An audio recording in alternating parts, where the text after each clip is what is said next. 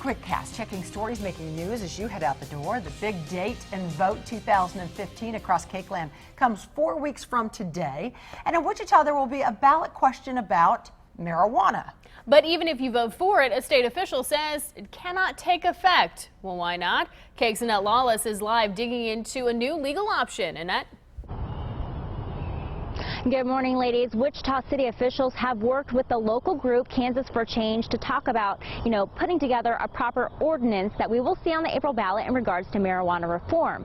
It's going to reduce the criminal penalties for those first-time offenders in possession of marijuana if it is passed. However, Kansas Attorney General Derek Schmidt says that now he believes that it would conflict with state law and therefore would be void. It sparked a lot of interest online, certainly. This is a big issue even with the city because they wanted to avoid passing it as a city council because they wanted to avoid possible conflicts and lawsuits involving things with the state down the line. Of course, we would love to know what you all think about this issue. Does your opinion sort of change with Mr. Schmidt forming his opinion and posting it publicly online? You guys can post your opinions on our Facebook fan page. Reporting live in downtown Wichita, Annette Lawless, Cake News. Also making news this Tuesday, an armed shoplifter brings police to Dillon's at Central and Rock. Officers say a man was stopped by a store employee while stealing food. The man reportedly held up his shirt and showed a gun. He's still at large. The Wichita School Board goes on record against a new block grant funding proposal. Superintendent John Allison says Kansas lawmakers should provide enough money for the current setup instead of developing something completely new. The outlook for the Kansas wheat crop remains strong. Good or excellent labels are on 46% of the Kansas wheat crop. Only 13% rates poor or very poor.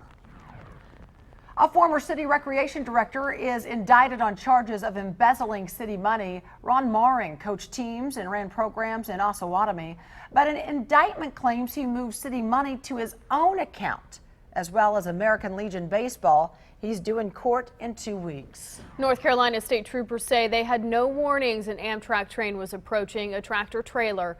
When they collided, as many as 64 people were injured, yet only one person has serious injuries. The Greek letters at the University of Oklahoma's Sigma Alpha Epsilon house come down. The national office has shut down that chapter for a racist video.